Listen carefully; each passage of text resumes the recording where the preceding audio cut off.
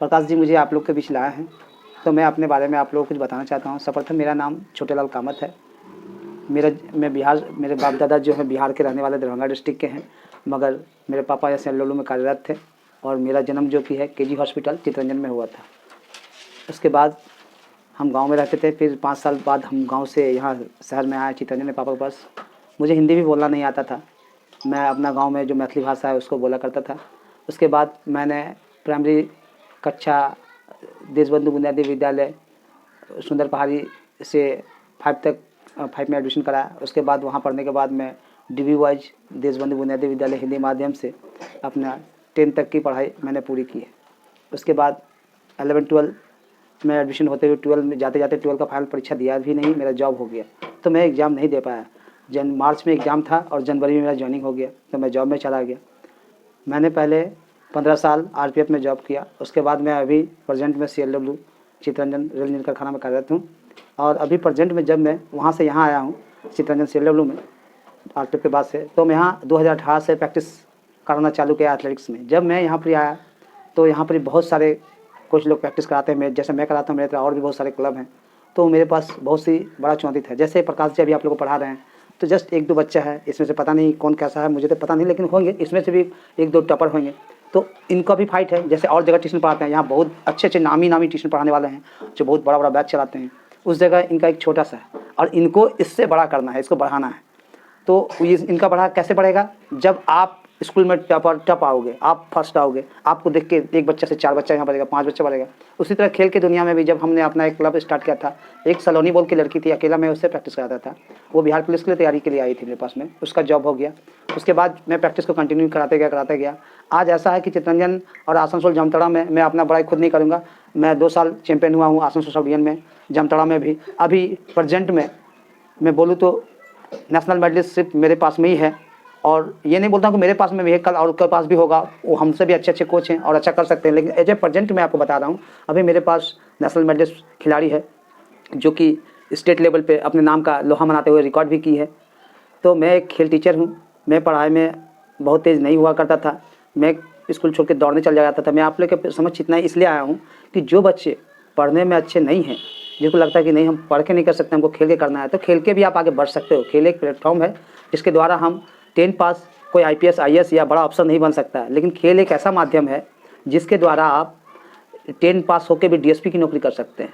अगर 10 पास है तो आप DSP बन सकते हैं खेल के द्वारा। खेल में जब आप एशियन गोल्ड मेडलिस्ट होंगे तो आपको असम UP सरकार ने बहुत सारा ऑप्शन दिया है कि डायरेक्ट आपको DSP पद पर नियुक्त किया जाएगा।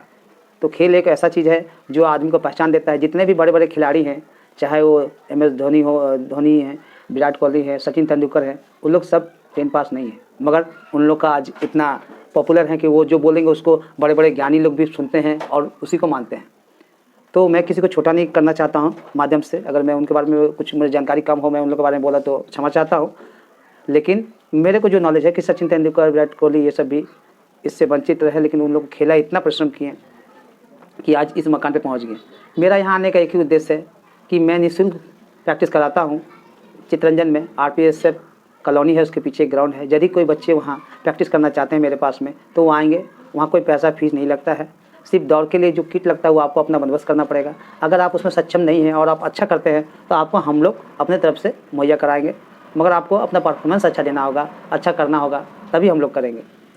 और हर बच्चा, एक ही बात मैं आप लोग के बीच बोलना चाहता हूँ कि हर बच्चा में एक ना एक गुण होता है, सिर्फ आपको उस गुण को पहचानना है कि आप में कौन सा वो टैलेंट है जो आपको सबसे अलग और नंबर 1 साबित करेगा। आपको वो चीज़ का पहचान कौन करता है? माँ बाप, गुरुजन, वही करेंगे। तो जब आप किसी खेल या किसी पढ़ाई या किसी क्षेत्र में नाच गाना हो, आप जाएंगे तभी आपको हुनर का पता चलेगा कि आपके अंदर में क्या हुनर है। ऐसा नहीं है, नाच गाना डांस भी एक प्लेटफॉर्म है जो इंसान को बहुत दूर तक ले जाता है, बहुत अमीर भी बना सकता है। चल के आपको 5-6 से, ज़्यादातर खिलाड़ी को 5-6 से स्टार्ट कर देना चाहिए, ताकि मेरे पास जो अभी 8-9 में है वो लोग स्टार हैं, वो लोग स्टेट में अपने आप को फर्स्ट करते हैं और नेशनल में मेडल करते हैं, तो उतना दिन में वहाँ तक चल जाए। लेकिन ऐसा नहीं है, 9-10 से मैंने खुद अपना जो दौड़ का करियर है वो क्लास 8 से प्रारंभ किया था। 7 पास करके मैं जब 8 में गया था तब मैंने दौड़ना चालू किया था। और जब मैं दौड़ता था तो मैं सिर्फ एक सब रीजन में भी, अपना एरिया में भी मैं कुछ नहीं होता था, मैं रोते रोते आता था। तो मेरे पापा मेरे को नया ड्रेस या कुछ खरीद देते थे, चुप हो जा, लेकिन मेरे को हार बर्दाश्त नहीं होता था, मैं हारना पसंद नहीं करता था। मैं एक एरिया है ना, जैसे कि काली तल्ला में सिर्फ बच्चा का दौड़ेगा, उसमें भी मैं कुछ नहीं होता था, ऐसा मेरा कंडीशन था। उसके बाद मैं आसनसोल में 3 साल दौड़ा, जहाँ मेरा बच्चा चैंपियन हो रहा है मेरा क्लब, वहाँ पर 3 साल मेरा मेडल ही लगा, मैं कुछ फर्स्ट सेकंड थर्ड भी नहीं हुआ करता था।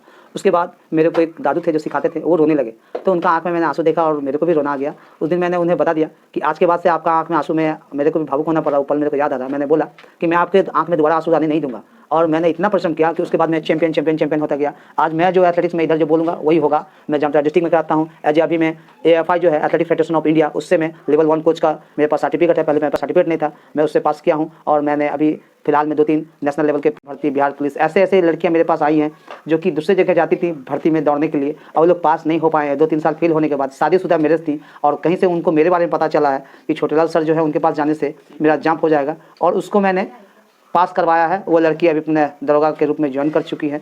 तो आप लोग भी कर सकती है। एक शादीशुदा जिसको घर भी चलाना पड़ता है, पढ़ाई करके उसके बाद वो नौकरी ले सकती है, तो आप लोग क्यों नहीं ले सकते हैं? आप लोग ले सकते हैं। आप लोग को अभी ही एक समय है, जो समय चले जाएगा तो फिर आप लोग को बहुत प्रॉब्लम होगा। हम जानते हैं, हमारे यहाँ आस पड़ोस जितने भी सब कोई मिडिल क्लास फैमिली से ही हैं, उनके साथ फ्रेंडशिप करिए। खेलने जाते हो, जो खेलने में टॉपर है, नंबर 1 है, उसके साथ दोस्ती कीजिए। आदमी एक बोलता है कि जैसे के साथ रहोगे वैसा बन ही जाओगे, ये सही बात है। आप आज करोड़पति के साथ रहोगे ना, तो आपका भी अंदर वो आ जाएगा, तो आप भी करोड़पति तो नहीं, लखपति जरूर ही बन जाओगे।